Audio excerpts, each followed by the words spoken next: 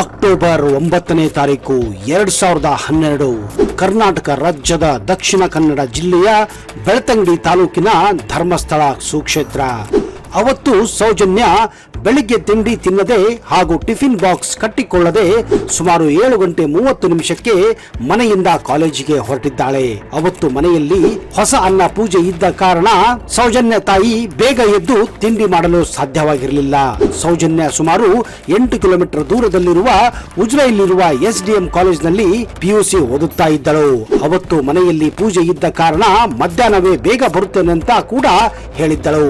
ಆದರೆ ಇದ್ದಕ್ಕಿದ್ದ ಹಾಗೆ ಕಾಲೇಜಿನಲ್ಲಿ ಸ್ಪೆಷಲ್ ಕ್ಲಾಸ್ ಇದ್ದ ಕಾರಣ ಎಂದಿನಂತೆ 3:45 ಕಾಲೇಜಿನಿಂದ KSRTC ಬಸ್ ನಲ್ಲಿ ಕುಳಿತುಕೊಂಡು ವಾಪಸ್ಸು ಧರ್ಮಸ್ಥಳಕ್ಕೆ ತನ್ನ ಸ್ನೇಹಿತರೊಂದಿಗೆ ತನ್ನ ಲೆಕ್ಚರ್ಗಳೊಂದಿಗೆ ವಾಪಸ್ಸು ಧರ್ಮಸ್ಥಳಕ್ಕೆ ಸುಮಾರು 4:15 ನೇತ್ರಾವತಿ ಸ್ನಾನಘಟ್ಟ ಬಸ್ ಸ್ಟಾಪ್ ನಲ್ಲಿ ಇಳಿದುಕೊಂಡಿದ್ದಾಳೆ.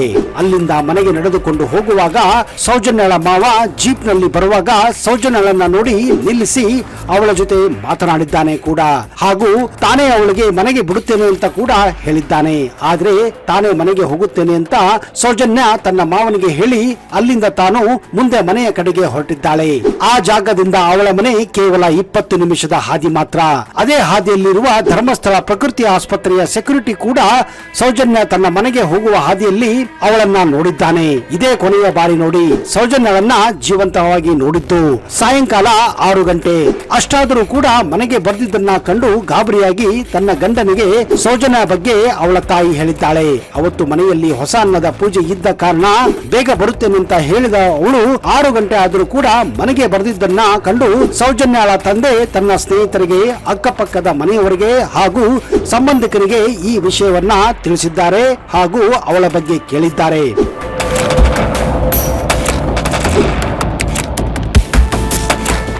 ಆದ್ರೆ ಯಾರಿಗೂ ಕೂಡ ಸೌಜನ್ಯ ಬಗ್ಗೆ ಹಾಗೂ ಅವಳ ಬಗ್ಗೆ ಗೊತ್ತೇ ಇರಲಿಲ್ಲ.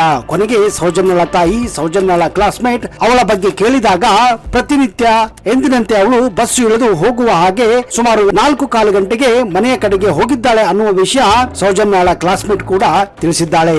ಈ ವಿಷಯ ಸೌಜನ್ಯಳ ಕುಟುಂಬಕ್ಕೆ ಇನ್ನೂ ಆಘಾತಕರವಾಗಿತ್ತು. ಯಾಕಂದ್ರೆ ಸೌಜನ್ಯ ನೇತ್ರಾವತಿ ಸ್ನಾನಘಟ್ಟ ಬಸ್ ಸ್ಟಾಪ್ ನಲ್ಲಿ ಇಳಿದಿದ್ದಾಳೆ.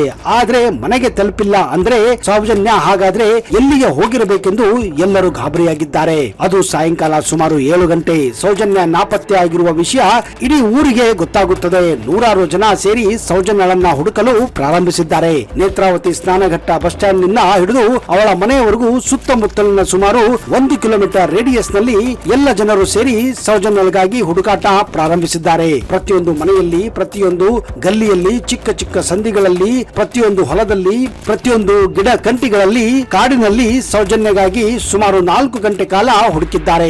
ಆದರೆ ದುರಾದೃಷ್ಟ ಅವರಿಗೆ ಎಲ್ಲಿಯೂ ಸೌಜನ್ಯ ಮಾತ್ರ ಸಿಕ್ಕಿಲ್ಲ.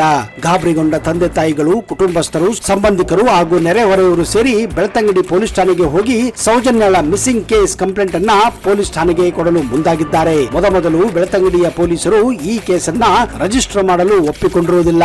ಯಾವಾಗ ಜನ ಜಾಸ್ತಿ ಸೇರಿಕೊಳ್ಳುತ್ತಾರೋ ಹಾಗೂ ಅವರ ಮೇಲೆ ಪ್ರೆಷರ್ ಹಾಕುತ್ತಾರೋ ಆಗ ಪೊಲೀಸರು FIR ನಂಬರ್ 250/2012 ಅಡಿ 9ನೇ ತಾರೀಕು 10ನೇ ತಿಂಗಳು 2012 ಪೊಲೀಸ್ ಕೇಸ್ ರಿಜಿಸ್ಟರ್ ಮಾಡಿಕೊಳ್ಳುತ್ತಾರೆ. ಇದರಿಂದ ಸ್ವಲ್ಪ ಸಮಾಧಾನಗೊಂಡ ಜನರು ವಾಪಸ್ಸು ಬಂದು ಮತ್ತೆ ಸೌಜನ್ಯಳನ್ನ ಹುಡುಕಲು ಪ್ರಾರಂಭಿಸಿದ್ದಾರೆ.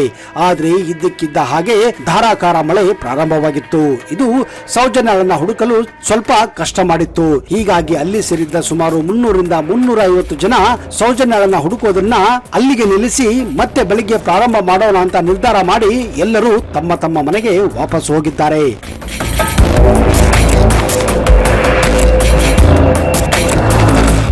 ಆದರೆ ಸೌಜನ್ಯಳ ತಂದೆ ತಾಯಿಗೆ ನಿದ್ದೆ ಇಲ್ಲಿಂದ ಬರಬೇಕು ಹೇಳಿ ಸೌಜನ್ಯಳ ತಂದೆ ತಾಯಿ ಅದೇ ಮಳೆಯಲ್ಲಿ ಮನೆಯ ಸುತ್ತಮುತ್ತ ಟಾರ್ಚ್ ಗಳನ್ನ ಹಿಡಿದು ಮಗಳನ್ನು ಹುಡುಕುತ್ತಾ ಇದ್ದರು. ಅದು ಮರುದಿನ ಅಂದ್ರೆ ಅಕ್ಟೋಬರ್ 10ನೇ ತಾರೀಕು 2012 ಬೆಳಿಗ್ಗೆ ಆಗುತ್ತಿದ್ದ ಹಾಗೆಯೇ ನೂರಾರು ಜನ ಮತ್ತೆ ಸೇರಿಕೊಂಡಿದ್ದಾರೆ ಹಾಗೂ ಸೌಜನ್ಯಳನ್ನ ಹುಡುಕಲು ಪ್ರಾರಂಭಿಸಿದ್ದಾರೆ. ತಿಂಡಿ ಸ್ನಾನ ಮಾಡದೆ ಸೌಜನ್ಯಳನ್ನು ಹುಡುಕುವಾಗ ಸುಮಾರು 10 ಗಂಟೆಗೆ ಬೆಳಿಗ್ಗೆ ಧರ್ಮಸ್ಥಳ ಬೆಳ್ತಂಗಡಿ ಹೈವೇಯಿಂದ ಸುಮಾರು 20 ಮೀಟರ್ ದೂರದಲ್ಲಿ ಗಿಡಗಳ ಕಂಟಿಯ ಮಧ್ಯೆ ಬಂದು ಹುಡುಗಿಯ ಶವ ಪತ್ತೆ ಆಗುತ್ತೆ. ಆ ಹುಡುಗಿಯ ಕೈಯನ್ನ ಮರಕ್ಕೆ ಕಟ್ಟಲಾಗಿತ್ತು. ಬಟ್ಟೆಗಳು ಹರಿದು ಹೋಗಿದ್ದವು, ಮೈ ತುಂಬಾ ಗಾಯಗಳಾಗಿದ್ದವು. ಆದ್ರೆ ಅತ್ಯಂತ ಭಯಾನಕ ಸಂಗತಿ ಏನಂದ್ರೆ ಆ ಹುಡುಗಿಯ ಪ್ರೈವೇಟ್ ಪಾರ್ಟ್ಗಳನ್ನ ಕೆಸರಿನಿಂದ ಮುಚ್ಚಲಾಗಿತ್ತು. ಹೌದು, ಆ ಹುಡುಗಿ ಬೇರೆ ಯಾರು ಅಲ್ಲ, ಹಿಂದಿನ ದಿನ ನಾಪತ್ತೆಯಾಗಿದ್ದ ಸೌಜನ್ಯಳೆಯಾಗಿದ್ದಳು. ಕನ್ನಡಿಗರೇ, ಈಗ ನಾನು ಹೇಳುವ ಮಾತನ್ನ ಸ್ವಲ್ಪ ಗಮನವಿಟ್ಟು ಕೇಳಿ. ಇದು ಈ ಒಂದು ಘಟನೆಗೆ ಅತಿ ದೊಡ್ಡ ಸುಳಿವು ಕೊಡುವಂತಹ ಒಂದು ಸಾಕ್ಷಿಯಾಗಿದೆ. ಮರುದಿನ ಯಾವ ಸ್ಥಳದಲ್ಲಿ ಸೌಜನ್ಯಳ ಶವ ಸಿಕ್ಕಿತ್ತೋ ಅದೇ ಜಾಗದಲ್ಲಿ ಹಿಂದಿನ ರಾತ್ರಿ ಕೂಡ ಅಲ್ಲಿ ಸೌಜನ್ಯಗಾಗಿ ಹುಡುಗಾಟ ನಡೆಸಿದ್ದರು. ಆದ್ರೆ ಆ ಸಮಯದಲ್ಲಿ ಆ ಜಾಗದಲ್ಲಿ ಯಾರಿಗೂ ಕೂಡ ಸೌಜನ್ಯ ಬಾಡಿ ಸಿಕ್ಕಿರಲಿಲ್ಲ. ಈಗ ಇಲ್ಲಿ ಸಾವಿರಾರು ಪ್ರಶ್ನೆಗಳು ಉದ್ಭವಿಸುತ್ತವೆ. ಹಿಂದಿನ ಸಾಯಂಕಾಲ ಇರದಂತಹ ಸೌಜನ್ಯ ಶವ ಇದ್ದಕ್ಕಿದ್ದ ಹಾಗೆ ಅಲ್ಲಿಗೆ ಬಂದಿದ್ದು ಹೇಗೆ? ರಾತ್ರಿ ಪೂರ್ತಿ ಆ ಜಾಗದಲ್ಲಿ ಧಾರಾಕಾರ ಮಳೆಯಾಗಿತ್ತು. ಆದ್ರೆ ಸೌಜನ್ಯಳ ದೇಹ ಮಾತ್ರ ಒದ್ದೆ ಆಗಿರ್ಲಿಲ್ಲ. ಅಷ್ಟೇ ಅಲ್ಲದೆ ಅವಳ ಬ್ಯಾಗ್ ಆಗಲಿ ಅವಳ ಪುಸ್ತಕ ಆಗಲಿ ಸ್ವಲ್ಪ ಒದ್ದೆ ಆಗಿರ್ಲಿಲ್ಲ. ಒಂದು ನೀರು ಹನಿ ಕೂಡ ಅವುಗಳ ಮೇಲೆ ಬಿದ್ದಿರಲಿಲ್ಲ. ಇದರಿಂದಲೇ ಗೊತ್ತಾಗುತ್ತದೆ ಸೌಜನ್ಯಳನ್ನ ಬೇರೆ ಯಾವುದೋ ಒಂದು ಜಾಗದಲ್ಲಿ ಬಲಾತ್ಕಾರ ಮಾಡಲಾಗಿತ್ತು. ಅವಳನ್ನ ಅಲ್ಲಿ ಕೊಲ್ಲಲಾಗಿತ್ತು. ಆಮೇಲೆ ಅವಳ ದೇಹವನ್ನ ಈ ಒಂದು ಜಾಗದಲ್ಲಿ ಗಿಡ ಕಂಟಿಗಳ ಮಧ್ಯದಲ್ಲಿ ಬಿಸಾಕಲಾಗಿತ್ತು. ಈ ಒಂದು ಕ್ರೈಮ್ ಸೀನ್ ಸೌಜನ್ಯಳ ಮನೆಯಿಂದ ಕೇವಲ 10 ನಿಮಿಷ ದೂರದಲ್ಲಿದೆ. ಅಷ್ಟೇ ಅಲ್ಲದೆ ಸೌಜನ್ಯಳ ಕೊಡೆ ಮತ್ತು ಅವಳ ಒಂದು ಚಪ್ಪಲಿ ಮಾಯವಾಗಿತ್ತು.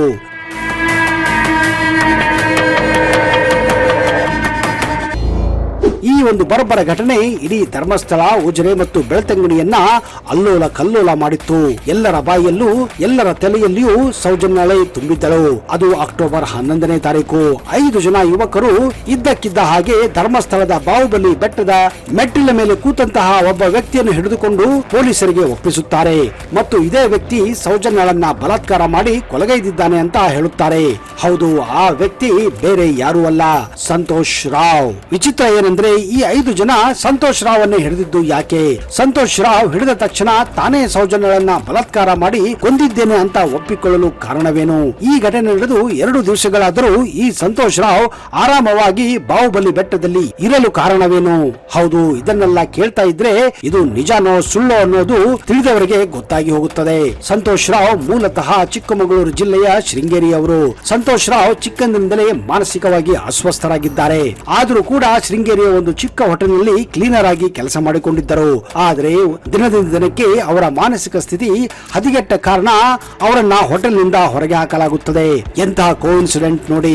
ಸಂತೋಷ್ ರಾವ್ ತನ್ನ ಕೆಲಸವನ್ನ ಶೃಂಗೇರಿಯಲ್ಲಿ ಕಳೆದುಕೊಂಡ ನಂತರ ಅಕ್ಟೋಬರ್ 9ನೇ ತಾರೀಕು 2012ರಂದು ಮೊಟ್ಟ ಮೊದಲ ಬಾರಿಗೆ ಧರ್ಮಸ್ಥಳಕ್ಕೆ ಬಂದಿರುತ್ತಾರೆ. ಇದೇ ದಿವಸ ನೋಡಿ ಸೌಜನ್ಯ ಧರ್ಮಸ್ಥಳದಲ್ಲಿ ನಾಪತ್ತೆಯಾಗಿದ್ದು ಸಂತೋಷ್ ರಾವ್ಗೆ ತಿನ್ನಲು ಗತಿ ಇರಲಿಲ್ಲ, ಉಳಿದುಕೊಳ್ಳಲು ಜಾಗ ಇರಲಿಲ್ಲ. ಹೀಗೆ ಸಂತೋಷ್ ರಾವ್ ಧರ್ಮಸ್ಥಳದ ಅನ್ನಪೂರ್ಣೆಯಲ್ಲಿ ಊಟವನ್ನ ಮಾಡಿಕೊಂಡು ರಾತ್ರಿ ಬಂದು ಬಾಹುಬಲಿ ಬೆಟ್ಟದ ಮೆಟ್ಟಿಲುಗಳ ಮೇಲೆ ಮಲಗಲು ಪ್ರಾರಂಭಿಸಿದ್ದರು. ಅವತ್ತು ಅಕ್ಟೋಬರ್ 11ನೇ ತಾರೀಕು ಸುಮಾರು 6 ಗಂಟೆಗೆ ಈ ಸಂತೋಷ್ ರಾವ್ ಅದೇ ಬಾಹುಬಲಿ ಬೆಟ್ಟದ ಮೆಟ್ಟಿಲುಗಳ ಮೇಲೆ ಮಲಗಿಕೊಂಡಿದ್ದರು. ಸುಮಾರು 2 ದಿವಸದಿಂದ ಇವರನ್ನು ನೋಡುತ್ತಿದ್ದಂತಹ ಆ 5 ಜನರಲ್ಲಿ ಒಬ್ಬ ಇವನೇ ಸೌಜನ್ಯಳನ್ನ ಬಲಾತ್ಕಾರ ಮಾಡಿ ಇಲ್ಲಿ ಆರಾಮವಾಗಿ ಕೂತಿದ್ದಾನೆ ಅಂತ ನಿರ್ಧಾರ ಮಾಡಿ ತನ್ನ ಸಹಚರಕರನ್ನ ಕರೆಸಿ ಇವನನ್ನ ಹಿಡಿದು ಪೊಲೀಸರಿಗೆ ಕೊಟ್ಟಿದ್ದಾರೆ.